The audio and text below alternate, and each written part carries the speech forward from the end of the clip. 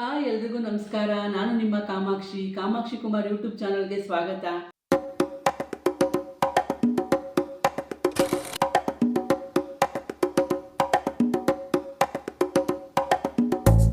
ನಾನಿವತ್ತು ನಮ್ಮ ತಾಯಿನ ಪರಿಚಯ ಮಾಡ್ಕೊಡ್ತಿದ್ದೀನಿ. ಇವರೇ ನಮ್ಮ ತಾಯಿ ಸರೋಜಮ್ಮ ಅಂತ. ಇವರು ಅಮ್ಮ ಹಾಯ್ ಮಾಡಿ. ಹಾಯ್. ನಿಮ್ಮ ಹೆಸರೇನು? ಸರೋಜಮ್ಮ. ನಿಮ್ಮ ಯಜಮಾನ್ರ ಹೆಸರು? ಭೈರಪ್ಪ. ನಮ್ಮ ಅಪ್ಪಾಜಿ ಹೆಸರು ಭೈರಪ್ಪ ಅಂತ. ನಮ್ಮ ಅಮ್ಮಂಗೆ ತುಂಬ ಜನ ಮಕ್ಕಳು, ಅಮ್ಮ ಅಪ್ಪಂಗೆ ತುಂಬ ಜನ ಮಕ್ಕಳು. ನಮ್ಮ ತಾಯಿ ಊರು ಗೊರೂರು, ನಮ್ಮ ತಂದೆ ಊರು ಕರಗಡ ಅಂತ. ನಮ್ಮ ತಾಯಿ ಒಬ್ಬರೇ ಮಗಳಾದ್ರಿಂದ ನಮ್ಮ ಅಪ್ಪಾಜಿನ ಇಲ್ಲಿಗೆ ಬಂದು ಮನವಾಳ್ತನಕ್ಕೆ ಮಾಡ್ಕೊಂಡ್ರು. ನಮ್ಮ ತಾತಂಗೆ ಗೌರ್ಮೆಂಟ್ ಕೆಲಸ ಇತ್ತು ಹೇಮಾವತಿ ಆಫೀಸಲ್ಲಿ, ಹೇಮಾವತಿ ಡಿವಿಷನಲ್ಲಿ. ಹಂಗಾಗಿ ಆ ಕೆಲಸನ ನಮ್ಮ ಅಪ್ಪಾಜಿ ಕೊಡಿಸಿ ಒಬ್ಬಳೇ ಮಗಳು ಅಂತ ಇಲ್ಲೇ ಇಟ್ಕೊಂಡ್ರು ನಮ್ಮ ಗೊರೂರಲ್ಲಿ. ಅಮ್ಮ ನೀವು ಹುಟ್ಟಿದ ಎಷ್ಟನೇ ಇಸ್ವಿಲಿ ಹುಟ್ಟಿದ್ರಿ?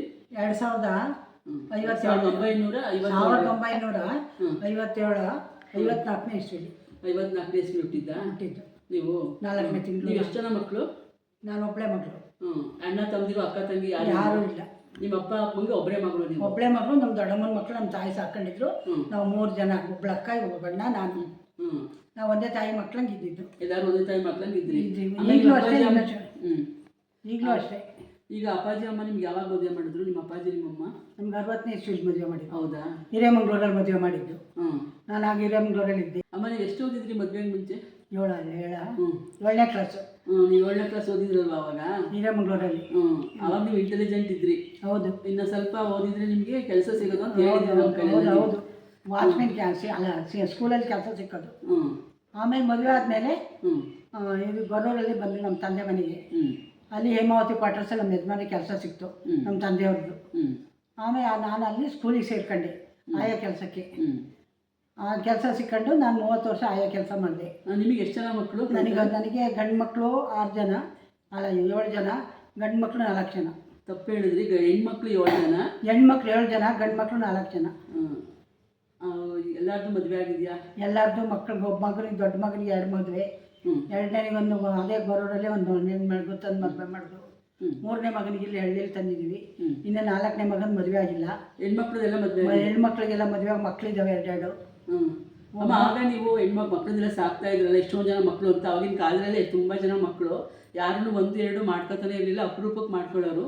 ಅವಾಗೆಲ್ಲ ತುಂಬ ಮಕ್ಕಳಲ್ವಾ, ಎಲ್ಲರ ಮನೇಲೂ ತುಂಬ ಮಕ್ಕಳು. ಹೌದು. ನೀವು ಒಬ್ಬರೇ ಮಗಳು, ಮತ್ತು ಅಪ್ಪನ ಅಣ್ಣ ತಮ್ಮದಿರೆಲ್ಲ ಇದ್ದರು. ಆದರೂ ನಾವು ಕ್ವಾರ್ಟರ್ಸಲ್ಲೇ ಬೆಳೆದಿದ್ವಿ ಹೆಣ್ಮಕ್ಳೆಲ್ಲ.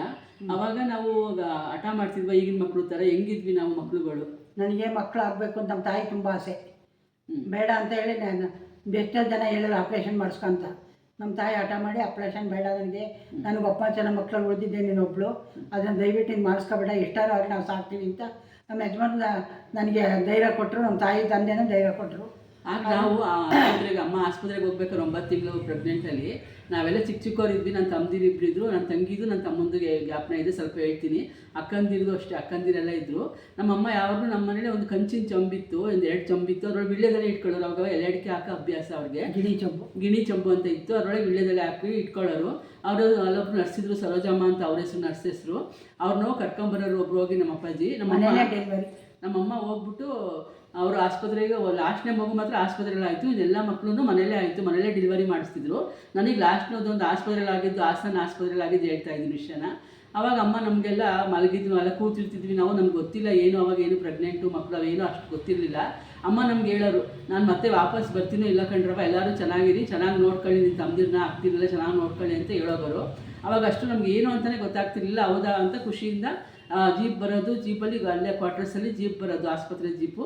ಆ ಜೀಪಲ್ಲಿ ಕರ್ಕೊಂಡು ಹೋಗೋರು, ಅಲ್ಲೇ ಹಾಸನಲ್ಲೇ ಡೆಲಿವರಿ ಮಾಡಿಸಿದ್ರಂತೆ. ಅದೊಂದು ನನಗೆ ಚೆನ್ನಾಗಿ ಜ್ಞಾಪನ ಇದೆ. ಇಬ್ಬರು ಮಕ್ಕಳು ಮಾತ್ರ ಹಾಸನಲ್ಲಿ ಹುಟ್ಟಿದ್ದಂತೆ ಅಮ್ಮ ಹೇಳ್ತಾರೆ. ಏನಮ್ಮ, ಅಮ್ಮ ಹಾಸನಲ್ಲಿ ಹುಟ್ಟಿದ್ದ? ಹಾಸನಲ್ಲಿ ಹುಟ್ಟಿದ್ದೇವೆ, ಇನ್ನೆಲ್ಲರೂ ಇಲ್ಲೇ ಹುಟ್ಟಿದ್ವಿ ಒಂದು ಮನೇಲಿ. ನೀನು ಸಹಿತ ಅಲ್ಲೇ. ಎಲ್ಲ ನಾರ್ಮಲ್ ಡೆಲಿವರಿ, ಸಿದ್ಧರಿಂಜರಿ ಏನಿಲ್ಲ. ನೀವು ಯಾಕೆ ಆಪ್ರೇಷನ್ ಮಾಡಿಸ್ಕೊಳ್ಳಿಲ್ಲ? ಅದೇ ನಮ್ಮಮ್ಮ ಹಠ ಮಾಡಿದ್ರು, ಮಕ್ಕಳುಗಳು ಬೇಕು ಅಂತ. ಹಂಗಾಗಿ ಮಾಡಿಸ್ಕೊಳ್ಳಿಲ್ಲ ನೀವು? ಅವ್ವ ಬೇಡ ಅಂತ ಬರ್ದಿತ್ತು ಬಾಗಿನಲ್ಲಿ. ಅವ್ವ ಬೇಡ ಅಂತ ಹಠ ಮಾಡಿ. ನೀವು ಅವಾಗ ಸ್ವಲ್ಪ ಇಂಟೆಲಿಜೆಂಟ್ ಇದ್ರಿ, ಎಲ್ಲ ಓದ್ತಿದ್ರಿ ಚೆನ್ನಾಗಿ. ನೀವು ಕನ್ನಡ ಎಲ್ಲ ತುಂಬ ಚೆನ್ನಾಗಿ ಓದ್ತೀರಾ, ಇಂಗ್ಲೀಷ್ನು ಸ್ವಲ್ಪ ಓದ್ತೀರಾ. ನೀವು ಅವಾಗೆಲ್ಲ ಕತೆ ಬುಕ್ಗಳು ಓದ್ತಾರೆ, ನಮಗೆ ಗೊತ್ತಿರಂಗೆ ಕತೆ ಬುಕ್ಗಳು ತುಂಬ ಚೆನ್ನಾಗಿ ಓದ್ತಿದ್ರಿ ನೀವು. ತ್ರಿವೇಣಿ ಕಾದಂಬರಿ ಓದಿದ್ದೀನಿ, ಸುವರ್ಣ ಸೇತುವೆ, ಕಪ್ಪು ಕೊಳ. ನಿಮ್ಗೆ ಅಷ್ಟು ಇಷ್ಟನ ಕಾದಂಬರಿ ಓದೋದು? ತುಂಬ ಇಷ್ಟ. ಹಂಗೆ ಓದಿ ಇಟ್ಕೊಂಡು ಹೋಗಿರೋದು ನನಗೆ. ಈಗ ಅಷ್ಟು ಅವ್ರಿಗೆ ಅಷ್ಟು ಕಣ್ಣು ಕಾಣಿಸಲ್ಲ, ಕನ್ನಡಕ್ಕೆಲ್ಲ ಕೊಡ್ಸಿದ್ದೀವಿ. ಆಗ ಗೊರೂರು ಕ್ವಾರ್ಟರ್ಸಲ್ಲಿ ಲೈಬ್ರರಿ ಇತ್ತು. ಅವಾಗ ನಮ್ಮ ದೊಡ್ಡಣ್ಣನೂ ಅಷ್ಟೇ, ದೊಡ್ಡಣ್ಣ ಅಮ್ಮ ಇಬ್ರು ಬುಕ್ ಓದೋ ಹುಚ್ಚು, ಇಬ್ರಿಗೂ ಒಂದೊಂದು ಕತೆ ಬುಕ್ ತಂದ್ಬಿಡೋರು, ಇಬ್ಬರು ಒಬ್ರು ಆದ್ಮೇಲೆ ಒಬ್ರು ಓದ್ತಿರೋರು. ಸ್ಟೋರಿ ಅಂತ ಅವ್ರವರೇ ಹೇಳ್ಕೊತಾ ಇರೋರು. ಅವಾಗ ನಾವು ಕೇಳಿಸ್ಕೊತಾ ಇದ್ವಿ ಏನು ಸ್ಟೋರಿ ಅಂತ. ನಮ್ಮ ಎರಡನೇ ಅಣ್ಣನೂ ಅಷ್ಟೇ, ಅವರು ಕತೆ ಬುಕ್ ಓದ್ತಿದ್ರು. ಅವರು ಇಂಜಿನಿಯರು. ದೊಡ್ಡಣ್ಣ ಇದ್ದರು, ಅವರು ಹೇಮಾವತಿ ಡಿವಿಷನಲ್ಲೇ ಕೆಲಸ ಮಾಡ್ತಿದ್ರು ತುರುವೇಕೆರೆಯಲ್ಲಿ. ನಮ್ಮ ಎರಡನೇ ಅಣ್ಣ ಇಂಜಿನಿಯರು. ಅಮ್ಮ ನಿಮ್ಗೆ ಅವಾಗ ರಾಜಕೀಯದ ಬಗ್ಗೆ ನಿಮ್ಗೆ ಏನು ಜ್ಞಾಪನ ಇದೆ? ನಿಮಗೆ ಗಾಂಧೀಜಿಯವರೆಲ್ಲ ಗೊತ್ತಾ? ಅವಾಗ ಗಾಂಧೀಜಿ ಪದ್ಯ ನಮಗೆ ಗೊತ್ತು. ನಾವು ಓದ್ಬೇಕಾದ್ರೆ ಗಾಂಧೀಜಿ ಪದ್ಯ ಓದಿದ್ದೀನಿ ನಾನು. ಬೈತು ನಮಗೆ. ಸ್ವಾತಂತ್ರ್ಯ ಸಿಕ್ಕಿತ್ತ ನಿಮ್ಗೆ ಇದ್ದಾಗ? ಹೌದು. ನೀವು 5ನೇ ವರ್ಷದಲ್ಲಿ ಸ್ವಾತಂತ್ರ್ಯ ಸಿಕ್ತು. ನೀವು ಚಿಕ್ಕವರಾಗಿದ್ದಾಗ 5ನೇ ವರ್ಷಕ್ಕೆ ನಿಮ್ದಲ್ಲಿ ನನಗೆ 5ನೇ ವರ್ಷದಲ್ಲಿ ಸ್ವಾತಂತ್ರ್ಯ ಸಿಕ್ಕಿದ್ದು ಗಾಂಧೀಜಿಗೆ. ಗಾಂಧೀಜಿ ಸತ್ತಿದ್ದು ಗೊತ್ತು, ಅವರು ಹುಟ್ಟಿದ್ದು ಗೊತ್ತು. ನೀವು ಅಮ್ಮ ಅದು ಹೇಳಿ ಏನು ಗಾಂಧೀಜಿದೊಂದು ಹಾಡು ಹೇಳ್ತೀರಲ್ಲ, ಕೋಲಿದ್ದು. ಕೈಯಲ್ಲೊಂದು ಕೋಲು ಹಿಡಿದರಾರು ಗೊತ್ತೇ, ಅವರೇ ನಮ್ಮ ಗಾಂಧಿ, ಪರಮ ಪೂಜಾ ಗಾಂಧಿ, ಲೋಕಕ್ಕೆಲ್ಲ ದಾತ ವಿಶ್ವಕ್ಕೆಲ್ಲ ತಾತ, ಅವರೇ ನಮ್ಮ ಗಾಂಧಿ, ಪರಮ ಪೂಜಾ ಗಾಂಧಿ. ಕೈಯಲ್ಲೊಂದು ಕೋಲು ಹಿಡಿದರಾರು ಗೊತ್ತೇ, ಅವರೇ ನಮ್ಮ ಗಾಂಧಿ, ಪರಮ ಪೂಜಾ ಗಾಂಧಿ. ನಿಮ್ಗೆ ಇಂದಿರಾ ಗಾಂಧಿನೇ ಗೊತ್ತಿತ್ತು? ಗೊತ್ತು ಗೊತ್ತು. ಅವರು ಬಸ್ ಬಂದಿದ್ದು 64ರಲ್ಲಿ. ಅವಾಗ ನಾವು ಬಸ್ಸೇ ಇರಲಿಲ್ಲ. ಅಯ್ಯಂಗಾರು ಬಸ್ಸು, ಸಾವುಕಾರ ಬಸ್ ಅಂತ. ಗೌರ್ಮೆಂಟ್ ಬಸ್ ಬಂದಿದ್ದು ಇಂದಿರಾ ಗಾಂಧಿ ಇಂದಿರಾ ಗಾಂಧಿ ಇದಾದ್ಮೇಲೆ ಬಂದಿದ್ದು. ಚೆನ್ನಾಗೇನು ಅಣ್ಣ 6 ತಿಂಗಳು ಮಗನ ಬಿಟ್ಕೊಂಡು ಕೆಲಸ ಮಾಡ್ಕೊಂಡು ರೋಡಲ್ಲಿ ಬಸ್ ಬಂದಾಗ ವಿಷಲ್ ಆಗ್ತದೆ ಎಲ್ಲರೂ. ಬಸ್ ಬಂತು ಅಂತ. ಅವಾಗ ನಾನು ಮಂಕ್ರಿಗೆ ಗೊಬ್ಬರ ಹೊತ್ಕೊಂಡು ಹಣ್ಣೆ ಕುಂಡಿಸ್ಕೊಂಡು ಅಲ್ಲಿ ಆಡ್ತಾ ಇದ್ದೆ ದೇವಸ್ಥಾನದ ಹತ್ರ, ಆಂಜನೇಯನ ದೇವಸ್ಥಾನದ ಹತ್ರ. ಅವಾಗ ಬಸ್ ಬಂತು ಕೂಗ್ಕೊಂಡು ಹೋದ್ರು ಎಲ್ಲ. ಇಂದಿರಾ ಗಾಂಧಿಗೆ ಬಸ್ ಬಿಟ್ಟರು, ಇಂದಿರಾ ಗಾಂಧಿ ಬಸ್ ಬಿಟ್ಟರು, ಜೈಕಾರ ಹಾಕೊಂಡು ಹೋಯ್ತು. ಅವಾಗ ನಾವು ಅಲ್ಲಿ ಕೆಲಸ ಮಾಡೋರು ಬಿಟ್ಟು ನೋಡಿದ್ವು. ನೀವು ಯಾಕೆ ಚಿಕ್ಕ ವಯಸ್ಸಿಗೆ ಮದುವೆ ಆದ್ರಿ ಅಮ್ಮ? 13 ವರ್ಷ. ಆವಾಗ ನಾನು ಒಬ್ಬಳೇ ಮಗಳು, ನಮ್ಗೆ ಯಾರೂ ಇಲ್ಲ, ಹಿಂದೆ ಇಲ್ಲ ಮುಂದೆ ಇಲ್ಲ. ನಮ್ಮ ತಾಯಿ ನಮ್ಮ ತಂದೆನೂ ಅಷ್ಟೇನು ಬುದ್ಧಿವಂತರ ದೊಡ್ಡವ್ರಿಗೆ ದೊಡ್ಡವ್ರಲ್ಲ, ಮಾಡೋರಿಲ್ಲ ಅಂತ ನಮ್ಮ ತಾಯಿ ಕೇಳ್ಕೊಂಡು ಅವ್ರ ಅಕ್ಕಪಕ್ಕ ಸೇರಿ ಯಾರು ಮಾಡೋರಲ್ಲ ಹುಡುಗಿಗೆ ಅಂತ ಸೇರಿ ನಮ್ಮ ತಾಯಿ ಬುದ್ಧಿ ಹೇಳಿ ಹಳ್ಳಿಗೆ ಕೊಟ್ಟರು. ಹಳ್ಳಿಗೆ ನನಗೆ ಆಗಲ್ಲ ಅಂತ ಇದ್ದೆ, ಆದರೂ ಮದುವೆ ಮಾಡಿದರು. ಹಳ್ಳಿಲಿ ಹೋಗಿ ತುಂಬ ಕಷ್ಟಪಟ್ಟೆ. 8 ವರ್ಷ ತುಂಬ ಕಷ್ಟ ಅಂದರೆ ತುಂಬ ಸಣ್ಣ ಇದು ಕೇಳ್ತೀನಿ ಅಮ್ಮ. ನಿಮ್ಗೊಂದು ಮಗು ತೀರೋಯ್ತು ಅಂದ್ರೆ ಅದು ಹೆಂಗೆ ತೀರೋಯ್ತು ಅಂತ ಒಂದು ಹೊಟ್ಟೆಗೆ ಊಟ ಇಲ್ಲದೆ ತೀರೋಯ್ತು. ಬರಗಾಲ ಬಂದಿತ್ತು. ಅವಾಗೆಲ್ಲ ಬರಗಾಲ, ಕುಡಿಯೋಕ್ಕೆ ನೀರಿಲ್ಲ, ತಿನ್ನಕ್ಕೆ ಅನ್ನ ಇಲ್ಲ. ತುಂಬ ಕಷ್ಟಪಟ್ಟು ಗಂಡ ಹೆಂಡತಿ ತರಕಾರಿ ಬೆಳೆದು ಸಂತಿ ಮಾರಿ ಅಲ್ಲಿಂದ ಒಂದೊಂದು 10 ಸೇರು ಜೋಳ ತಂದು, ಕೆಂಪು ಜೋಳ ತಂದು ಬೀಸ್ಕೊಂಡು ಗಂಜಿ ಮಾಡ್ಕೊಂಡು ಕುಡಿಯೋವು. ನಮಗಿಗೆ ಏನೂ ಇಲ್ಲ. ನನಗೆ ಅದೇ ಹಾಲು ಬರ್ತಾ ಇರಲಿಲ್ಲ. ಬರೀ ಮಣ್ಣೆ ತಿಂತಾಯಿದ್ದೆ ನಾನು, ಹೊಟ್ಟೆ ಹಸು ತಡೆಯಲಾರ್ದಾನೆ. ಮಗು ಎಲ್ಲ ಚರ್ಮ ಬಿಟ್ಕೊಂಬಿಡ್ತು. ಮಗುಗೆ ಮಾಂಸನೇ ಇಲ್ಲ ಮೈಲಿ. ಆವಾಗ ಅದು ನೇತಾಡೋದು. ಇದ್ಕಿದ್ದಂಗೆ ಒಂದು ದಿವಸ ಕೆರೆಗೆ ಬಟ್ಟೆ ಹೋಗಿದ್ದೆ. ಅದನ್ನ ಬರೋ ಹೊತ್ತಿಗೆ ಜ್ಞಾನ ತಪ್ಪೋಗಿತ್ತು. ಬಂದು ನೋಡ್ತೀನಿ, ಎದೆ ಕಳ್ಸಕ್ಕೆ ಹತ್ತಲಿಲ್ಲ. ಯಾಕೆ ಮಗು ಹಿಂಗೆ ಆಯ್ತಲ್ಲ ಅಂತ ನಮ್ಮ ಮನೆಯವರು ನಾವೆಲ್ಲ ಗಾಬರಿ ಆದವು. ನೆಲ್ಪಟ್ಟು ಅಂತ ಒಂದು ಕಾಯಿಲೆ ಇತ್ತು ಅವಾಗ. ನೆಲ್ಪಟ್ಟು ಹೊಡೆದಿತ್ತು ಮಗುಗೆ. ಆಮೇಲೆ ಸಾಯಂಕಾಲ ಒಬ್ಬರು ಪಕ್ಕಾಚಾರಿ ಅಂತ ಇದ್ರು, ಅವ್ರನ್ನ ಕರೆಸಿ ಬಂದು ಶಾಸ್ತ್ರ ಮಾಡಿಸ್ತು. ಬೆಳ್ಕರಿಗೆ ಸ್ವಲ್ಪ ಎತ್ತು ಕೂತ್ಕೊಂತು. ಆಮೇಲೆ ಹಂಗೋ ಕತೆ ಕಳೆದು 1 ತಿಂಗಳಿಗೆ ನಮ್ಮ ತಾಯಿ ಬರೋರಿಂದ ಕರೆಸ್ತೀನಿ ಇಲ್ಲಿಗೆ ಬಾ ಅಂತೇಳಿ ಫೋನ್ ಮಾಡಿದ್ರು. ಫೋನೆಲ್ಲ ಕಾಗದ ಹಾಕಿದ್ರು. ಇನ್ನೇನು ನಾಳೆ ಹೋಗ್ಬೇಕು ಅನ್ನೋದ್ರು. ನಮ್ಮ ಅತ್ತೆ ಹಠ ಮಾಡಿ ಕಳ್ಸಲ್ಲ ಅಂದರು. ಆಮೇಲೆ ಆದರೂ ನಾನು ಕಳಿಸ್ತೀನಿ ಅಂತ ನಮ್ಮ ಮನೆಯವ್ರು ನಮ್ಮ ಯಜಮಾನ್ ಹೇಳಿದರು. ತಿರ್ಗಾ ಬೆಳಿಗ್ಗೆ ಬರೋತಿ ಮಗ ಮಂಗ್ಸು ಈಚೆಗೆ ಬಂದೆ. ನಾನು ಒಳಗೆ ಹೋಗೋದ್ರೊಳಗೆ ಮಗು ಸತ್ತೋಗಿತ್ತು. ಹೊಟ್ಟೆ ಊಟ ಇದ್ದರೆ ಸತ್ತೋಗಿತ್ತು. ಎಷ್ಟು ಬೇಜಾರಾಯ್ತು ನಿಮ್ಗೆ? ಬೇಜಾರಲ್ಲ, ಪ್ರಪಂಚನೇ ಬಾಯಿ ಬಿಟ್ಟಂಗೆ ಆಯಿತು. ಭೂಮಿ ಬಾಯಿ ಬಿಟ್ಟು ಪ್ರತಿದಿನ ಬರ್ತಾಳೆ ನನ್ನ ಮಗಳು ಕನಸಿಗೆ. ಕನಸಿಗೂ ಬರ್ತಾಳೆ ಅಮ್ಮ ಅಂತ ಬಾಗಿಲ ಕೂತ್ಕೊಂತಾಳೆ. ಸತ್ಯವಾಗ್ಲೂ ಸುಳ್ಳೆ. ಈಗಲೂ ಅವಳನ್ನು ನೋಡ್ದಂಗೆ ಆಗುತ್ತೆ ನನಗೆ. ಅಮ್ಮ ಅಂದ್ರೆ ಸಾಕು. ಗಣಪತಿ ಕುಂತೀರ ನನ್ನ ಮಗಳೇ ಅಂತ ಓಡಿ ಬರ್ಬೇಕು. ಆಯ್ತು, ಅಳ್ಬೇಡಿ, ಮರ್ತ್ಬಿಡಿ, ನೋಡಿ ಅಳ್ಬೇಡಿ. ಅವಳು ನೆನ್ಸ್ಕೊಳ್ಳೋ ದಿವಸನೇ ಇಲ್ಲ ನಾವು. ಈಗ ಅವಳು ಒಬ್ಬರಿಗೋಸ್ಕರ ಇಷ್ಟು ಜನ ಹೆಣ್ಮಕ್ಳೆಲ್ಲ ಹುಟ್ಟಿದ್ದೀವಿ. ಯಾವ್ದಾರ ಹೆಣ್ಮಕ್ಳಲ್ಲಿ ಅವಳ ಗುಣ ಕಾಣ್ತೀರಾ ಸ್ವಲ್ಪ ಇದ್ಲು ಅಂತ? ಅವ್ರ ಗುಣ ಕಾಣಕ್ಕೆ ಅವಳು ಇನ್ನೂ 1 ವರ್ಷ ತಳಲ್ವ. ಅಂದರೆ ಒಳ್ಳೆ ಚೆನ್ನಾಗಿಲ್ಲ. ತಂದೆ ಚೆನ್ನಾಗಿ ಹಚ್ಕೊಂಡಿದ್ಲು. ಅವ್ರ ತಂಗಿ ಅಂತ ಕದ್ರೆ ಸಾಕು ಅಂತ ಓಡ್ಬರೋಳು. ಅಷ್ಟು ಖುಷಿಯಾಗಿದ್ಲು ಅಂತ ಬರ್ತಂದಲ್ವೇ ಖುಷಿಯಾಗಿದ್ಲು. ಅವ್ರ ಅಪ್ಪನ ಕಂಡ್ರೆ ತುಂಬ ಇಷ್ಟ, ಅವ್ರ ಅಪ್ಪನ ಅವಳ ಕಂಡ್ರೆ ತುಂಬ ಇಷ್ಟ. ತುಂಬ ಇಷ್ಟ ಅಂದರೆ ಇಷ್ಟ. ನನಗಂತೂ ಹೊಟ್ಟೆಗೆ ಊಟ ಇಲ್ಲದಿರೋದು ಒಳ್ಳೆ ಹುಚ್ಚಿ ಹಂಗಿದ್ದೆ. ಹಂಗಾದ್ರೂ ಮಗ ನೋಡ್ಕೊಂಡು ಮಗಿನ ಅವಸೆಯಲ್ಲಿ ಬದುಕಿದ್ದೆ. ನಾನು ಬರೋದ್ರೊಳಗೆ ಕುಂತಿತ್ತು. ತುಂಬ ಖುಷಿ ಪಟ್ಟೆ ಅವತ್ತು. ಆಮೇಲೆ ನೀವು ಗೊರೂರಿಗೆ ಬಂದ್ಬಿಟ್ರಾ? ಆಮೇಲೆ 8 ವರ್ಷ ಆದಮೇಲೆ ಮಗು ತೀರೋದ್ಮೇಲೆ ನಾವು ಗೊರೂರಿಗೆ ಬಂದಿದ್ದು. ನಮ್ಮ ಲಕ್ಷ್ಮಣ ಹೇಮಾವತಿ ಡ್ಯಾಮ್ ಕಟ್ತಾಯಿದ್ರು. 68ನೇ ಇಸ್ವಿ.